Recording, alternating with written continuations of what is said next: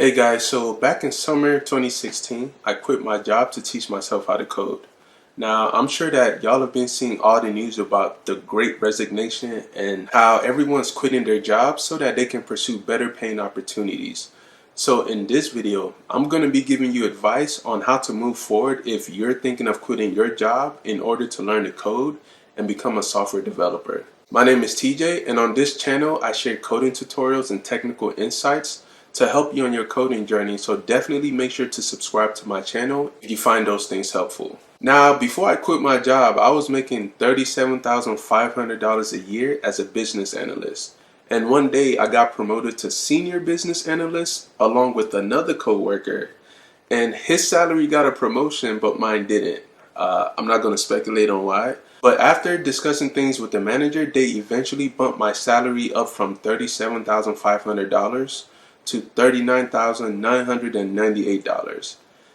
And man, like I was actually really hurt when they left off those two extra dollars, because in my mind I was thinking, even though I know that I'm underpaid, maybe at least I'll be able to take pride in making about $40,000 a year.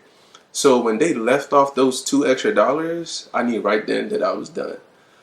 Now, I have multiple degrees from top schools, so I knew that I could do better. And luckily, I discovered coding at a tech event that I volunteered at. And the rest is pretty much history. Now, I'm sure that some of y'all are mind blown that a business analyst role will pay $37,500, and yeah, that is very low for somebody that has multiple degrees that's in a technical role and in Texas. Business analysts typically make around $50,000 to maybe around like $65,000 a year. So I knew I was severely underpaid, but back then I was broke and unemployed, right? So I kind of didn't really have an option. And nowadays, a lot of people aren't putting up with that anymore. Companies are having a hard time getting away with paying people low wages nowadays because everyone's just quitting.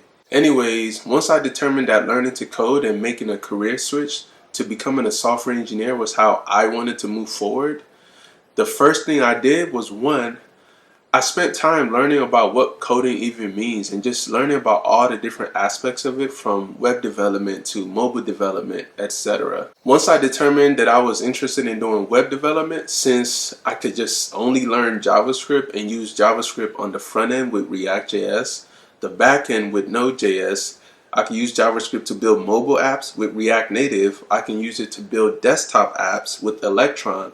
And I could even use JavaScript to program robots with Johnny 5, right? So that to me seemed like the path of least resistance, because I was trying to figure out, all right, what is the least amount of things that I need to learn in order to get to where I want to be? After that, I started looking into all of the different curriculums at different coding boot camps just to get a better understanding of all the different technologies that they were teaching, what order they were teaching them in, and why. After that, the second thing I did was I started learning to code on my own by using free online interactive coding tutorials. The point of doing this was to see if I actually enjoyed it, and even if I didn't enjoy it, could I do it? And I could. So third, I really sat down and thought about when I wanted to achieve my goal by. That way I could start planning backwards. I put December 2016 on the wall by where I studied, so every time that I was at my computer, it served as a reminder of the date that I wanted to have achieved my goal by.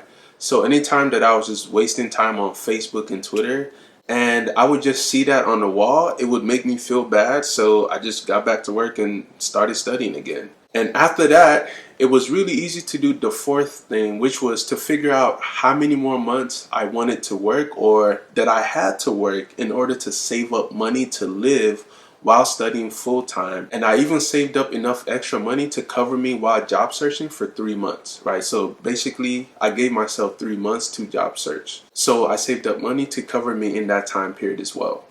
Luckily, I have friends and family in town, so after my lease ended, I still had a place to stay.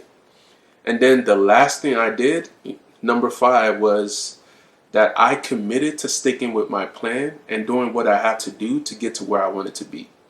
My goal was to get to the point where I could at least apply for jobs, because at that point I felt like, all right, I've done what I needed to do. It's now up to you guys, you know. So I just wanted to give myself a chance to do better in life, and that's what I committed to. My job already sucked, so I didn't really have much to lose by simply trying something else out.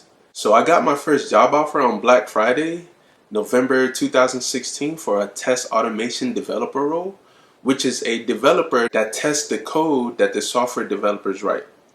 So for that role, I wouldn't be writing the code that built the app. I would be writing the code that tested the app once the software developers wrote the code to build it. You get? That role paid $59,000 a year.